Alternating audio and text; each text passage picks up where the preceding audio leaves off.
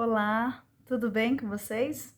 Eu sou Clarissa De Franco, você está no canal Persé no Caminho dos Sonhos e nós costumamos analisar sonhos aqui, temos outros vídeos também dentro da psicologia junguiana, neoanalítica. Eu sou psicóloga junguiana e se você tiver interesse em conhecer um pouco mais do meu trabalho e também enviar um sonho para a gente, né? A gente costuma, você envia um relato, a gente marca uma sessão para conversar e se você autorizar, vem aqui para o canal a interpretação. Então, meu e-mail é clarissadefranco@hotmail.com. Pode enviar, tá certo? Bom, hoje a gente vai tratar de um sonho de um sonhador, né, do gênero masculino. E vamos lá, vou ler um relato para vocês. Estou velhinha, tenho que pôr óculos. Eu estava indo na Cracolândia. Ficava num vale perto do Parque do Ibirapuera. Eu estava me passando por um usuário para delatar à polícia quem eram os traficantes. Subi numa sala onde o chefão do tráfico fazia anotações. O prédio tinha uma escada que fazia um barulho, crack, crack, crack. O ambiente era escuro, deplorável, parecia um inferno. Na volta, levei jornalistas que iam gravar a vida na Cracolândia e os usuários acharam estranho, porque eu tinha cara de usuário, mas os outros não. Identificaram alguns e os mataram, mas não associaram comigo. Fiquei com medo de ser descoberto e desci 2 lances de escada. Na saída, a pessoa que estava do meu lado era eu mesmo, mas era um usuário de crack gay, que disse: ainda bem que deu tudo certo. Saí da Cracolândia e ia voltar para casa. Era um vale com arquitetura europeia. As pessoas da equipe do documentário estavam com medo. Eu ia pegar uma condução perto do Parque do Ibirapuera. Fui para a esquerda e essas pessoas foram para a direita. Bom, então vamos lá. Esse sonho tem várias imagens, né, que são simbolismos importantes. Primeiro é essa ideia do vale, né? Essa Cracolândia fica num vale perto do Parque do Ibirapuera. Então vamos tentar entender essa imagem do vale, que ela é importante para a psicologia analítica. O vale, ele, em geral, ele está entre 2 montanhas, né? Entre dois planos, né? Planaltos, e aí ele é aquela parte que vai lá para a profundeza. E ele tem a parte de cima aberta, né? Porque ele faz uma espécie de V, assim. Então ele tem essa abertura para o céu, né? Esse canal com a espiritualidade e ao mesmo tempo ele vai lá para a profundeza. Então é uma conexão céu e terra importante e buscando aqueles aspectos nossos mais profundos, né? Mais desconhecidos, talvez pouco explorados ou talvez negados, reprimidos porque são vergonhosos, mas aquilo que o Jung chama de sombra, né? São os nossos porões da psique, vai descendo, vai descendo, vai descendo. Toda imagem assim que desce, ela tem essa perspectiva importante de acessar conteúdos que estão guardadinhos lá, cheio de pó, né? Você vai lá, aquele monte de pó. Então, é interessante que essa Cracolândia, né, a Lândia, em geral, se refere a uma terra, mesmo que a Cracolândia seja uma ideia, né, porque a gente sabe que Cracolândia está em vários lugares, é móvel, né, então não se trata exatamente de uma terra do crack, né, mas é esse mundo do crack, né, a Lândia é um mundo onde, né, um mundo de um tipo de pertença, então a pertença está ligada a esse universo da Cracolândia, né, do crack, né? E pertença trata de identidade, né? Então a gente vai ver que no sonho a identidade desse sonhador é colocada em questão muitas vezes, né? Porque ele vai ver, era outro, né? Era um usuário gay, ele se disfarça de traficante, mas não é traficante. Quer dizer, essa questão dos papéis e da identidade que ele vai construindo e assumindo, das personas, né? É bem forte no sonho dele. Mas então começamos com essa imagem do vale, né? Um vale, então, atingindo essas profundezas, esses aspectos mais obscuros, mas em conexão com a espiritualidade. Perto do Ibirapuera.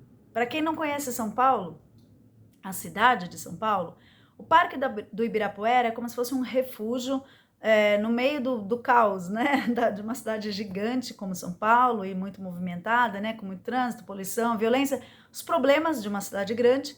E o Ibirapuera é aquele lugar que tem de tudo. Você tem área de fazer piquenique, descansar, deitar, você tem área de jogar vôlei, futebol, as crianças têm parques, tem museus lá, né, variados e importantes. Tem aquela área que tem vários tipos de mobilidades alternativas, né? Bicicleta, patins, skate, aqueles que você sobe em cima, eu não sei direito, e vai, tem um motor lá. Eu sou péssima nessas coisas. Mas o Ibirapuera tem essa pegada, assim, ela é ao mesmo tempo inclusiva, né? E ela tá esse olhar pro futuro, né? Porque tem um olhar para a diversidade, tem um olhar para o tecnológico que vem trazendo ali novidades, mas ao mesmo tempo ele é um refúgio. A gente vê pessoas deitadas, né? Pessoas tranquilas, com a família, com o cachorro, com, sei lá, casais, né? Enfim, todo tipo de gente, né? E também tem os museus, ou seja, traz presente, passado e futuro, né? Tudo ali. Esse refúgio que envolve uma liberdade para ser, né? Uma liberdade para exercer e um bem-estar de ser você no mundo, né? Seja quem você for, porque é um local bem inclusivo e bem diverso, né? Que aceita essa diversidade. Essa é uma característica importante que eu acho que se relaciona um pouco com o sonho desse sonhador, né? Porque que tem essas nuances de identidade, conforme eu falei. Então temos dois símbolos importantes aqui que a gente tratou, o Vale, o Ibirapuera, aliás, três, né? E a Cracolândia, né? Essa noção desse submundo, né? Que envolve uma noção de pertença ou não pertença a esse submundo, né? E aí ele vai, né? Ele tá se passando por um usuário de crack para delatar o traficante. Então tem essa imagem, né? Polícia, traficante, ele ali no meio que ele não sabe direito quem que ele é, né? E então tem esse exercício de persona mesmo, né? A persona ela tem essa perspectiva, né? O que eu oculto, o que eu revelo, que papel que naquele momento está sendo assumido. Então esse exercício de persona, esse sonhador está fazendo o exercício de uma persona de um submundo, né? É uma persona que faz parte dele. A persona não é simplesmente uma máscara que você pode tirar a qualquer hora, não é assim. Ela faz parte um pouco, né? Ela é por meio da qual, né? Por meio da máscara, vem o nosso eu para o mundo. Então, assim, claro, a gente tem várias máscaras, tem várias personas, várias facetas de nós, mas a máscara é uma das nossas facetas para o mundo, né? A máscara que a gente está naquele momento. Significa que esse usuário de crack tem um pedacinho dele no nosso sonhador, né? Seja relativo ao submundo dele, seja relativo a ele buscar coisas sei lá, não seriam tão bem aceitas socialmente. Ele descreve como um lugar escuro, deplorável, como um inferno. Esse inferno ele está visitando. Ele está visitando, faz parte do movimento dele, faz parte de uma persona que ele está assumindo, né? E aí, ao mesmo tempo, ele leva jornalistas, né, para fazer um documentário ali sobre o crack. Esses jornalistas são descobertos e alguns, inclusive, são mortos. Jornalista é um outro simbolismo importante, porque é uma profissão da comunicação, que é comunicar, né, para o público, para o grande público, um fato, um evento. E aí, o jornalista tem essa perspectiva de abrir, relatar as coisas, né, tornar público.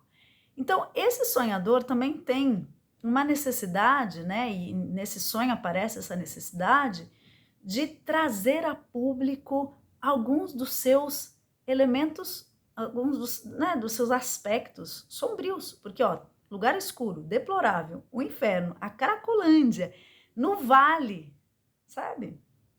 Ele não fica no Ibirapuera, ele vai para o vale, ele vai para a Cracolândia. Então, assim, ele acessa essa diversidade dele mesmo por meio de uma descida ao inferno, né? Ao inferno de si. E ele bota jornalista lá para relatar, né? Para fazer um documentário do inferno dele, para fazer um documentário desses aspectos mais sombrios. Então, aqui a gente tem que pensar também que esse sonhador pode estar se expondo um pouco, pode estar expondo alguns aspectos dele que não são tão bem recebidos, né? Ou que talvez não precisariam ser expostos, né? Porque de certa maneira no sonho tem isso, essa persona, é descoberta, né? Esses jornalistas que tentam se disfarçar, dá errado, né? Então, assim, essa perspectiva do jornalista no sonho é o que fica no final com medo, é o que morre no meio do caminho.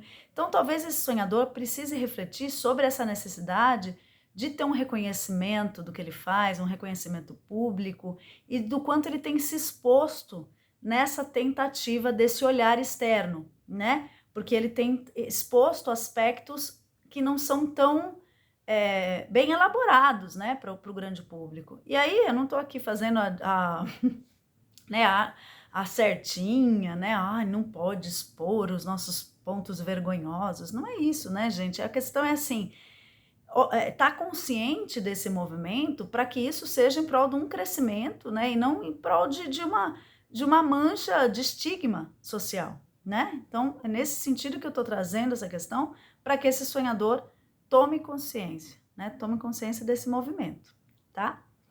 Bom, aí, o que acontece? Os jornalistas são descobertos, tem toda essa coisa que o disfarce, ou seja, a máscara não ficou bem adaptada, né? A persona, ela não tá ali sabendo ocultar o que precisa e revelar o que quer também, né? Ocultar e revelar numa medida em que fica harmônica com o mundo. Então, esse exterior e interior não estão em harmonia. Isso é importante para o sonhador também refletir. E aí, ele desce 2 lances de escada. A escada aparece no sonho também, a gente tem que tratar desse simbolismo. A escada é um outro simbolismo importante, né? Primeiro ele sobe, faz trec, né? Um barulhão, para ir acessar o chefão do tráfico. E depois ele desce na hora da saída, para sair dali. A escada é um simbolismo, normalmente, também de transição da consciência, de ascensão, né? No processo de individuação, essa consciência está atingindo níveis, né, degrau a degrau, atingindo níveis maiores de compreensão da vida, né, de desenvolvimento emocional, espiritual, psíquico. Então, a escada é esse simbolismo de desenvolvimento mesmo, de amadurecimento.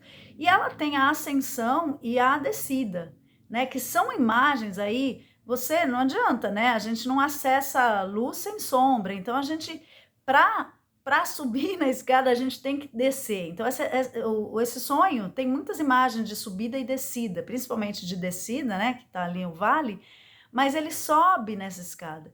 Então, envolve essa perspectiva. A gente tem também uma imagem na psicologia, né? Sobre a escada, que é uma fase alquímica que se chama sublimatio, que a pessoa vai subindo, né? E ela vai se distanciando daquele núcleo complexo, né? Do núcleo dos complexos, do núcleo dos problemas, assim, que ela não consegue ver, não consegue enxergar, não consegue sair daquilo, quando ela tá presa ali num nó emocional, ela vai se distanciando e consegue olhar de cima essa questão que ela tá vivendo, como se fosse outra pessoa, né? Como se ela pudesse dar o conselho para alguém. Então, esse movimento de sublimátil, né? Você tem esse movimento de ascensão, assim, de olhar para cima, né? Então, a escada, ela dá essa dimensão de olhar para cima, não, de olhar por cima, né? Olha o problema desde uma outra perspectiva, uma perspectiva do ar, né? Ele tem a ver com o elemento ar, né? Quando você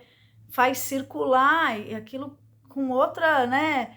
Arejar, a gente fala, né? Vamos arejar, né? Então a gente areja também nossos problemas, né? A nossa relação com os nossos problemas.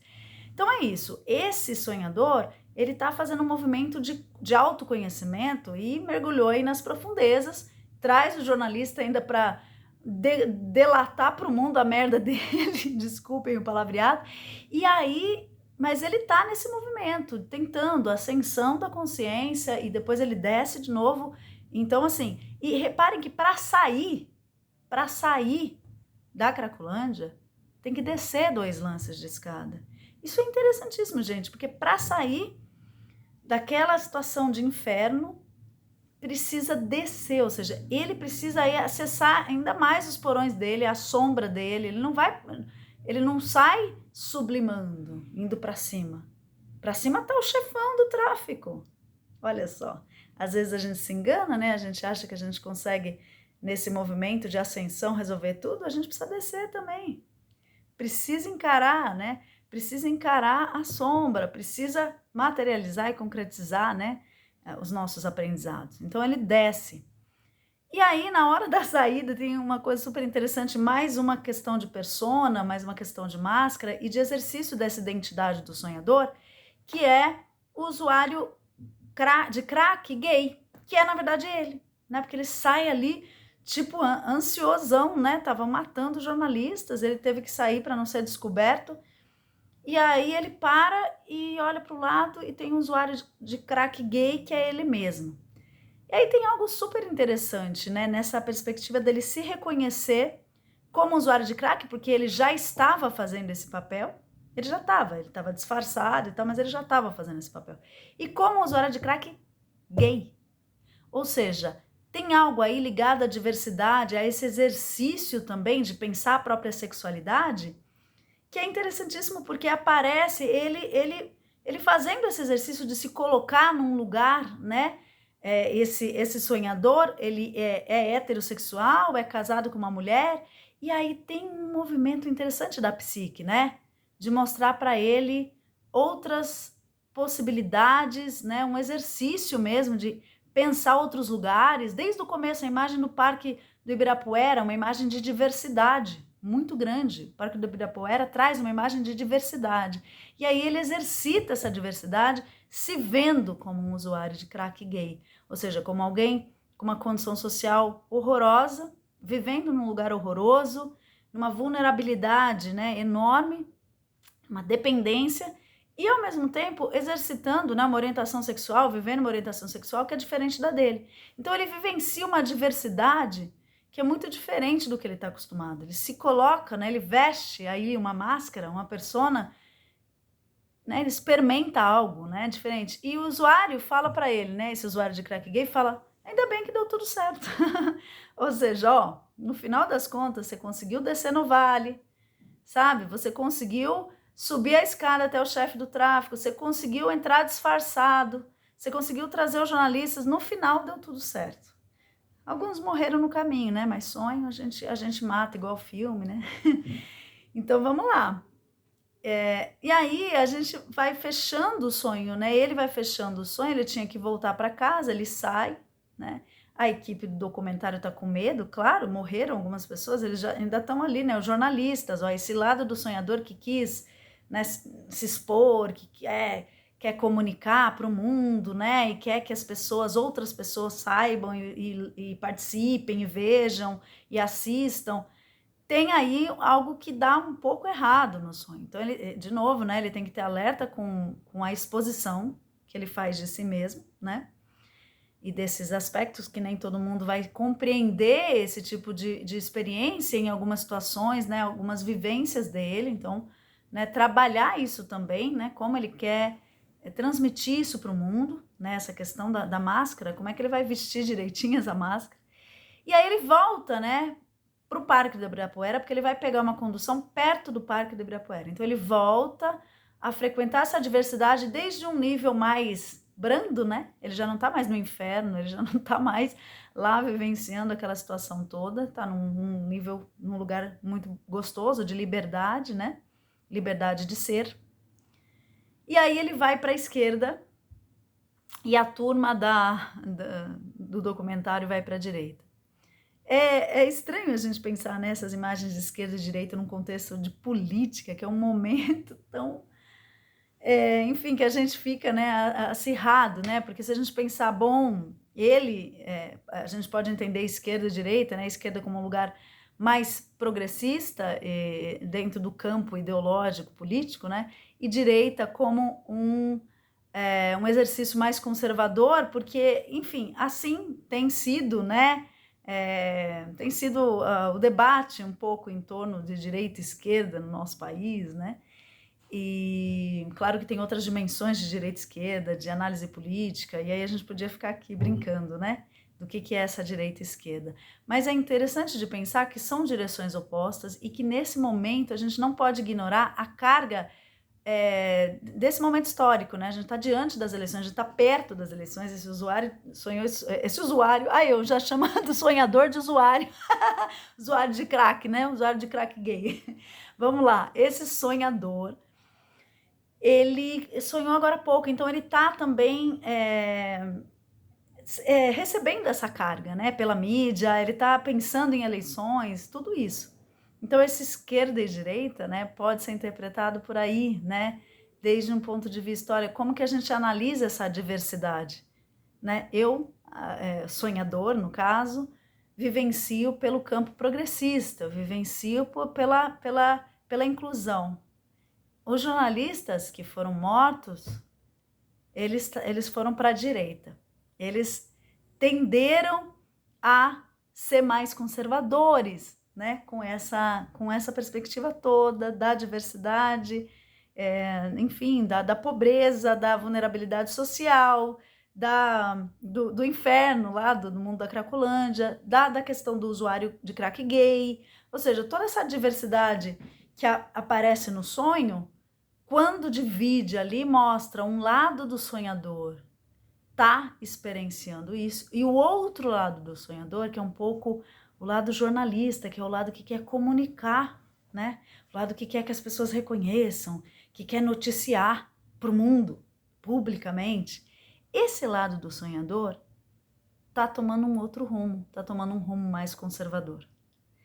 Olha só essa sacada que interessante, né? Então tem uma dicotomia entre esses dois aspectos do sonhador que estão aparecendo, né? O que ele comunica para fora e o que de fato ele está se permitindo e querendo vivenciar em termos de diversidade na sua vida, né? Em termos de experiência identitária, né?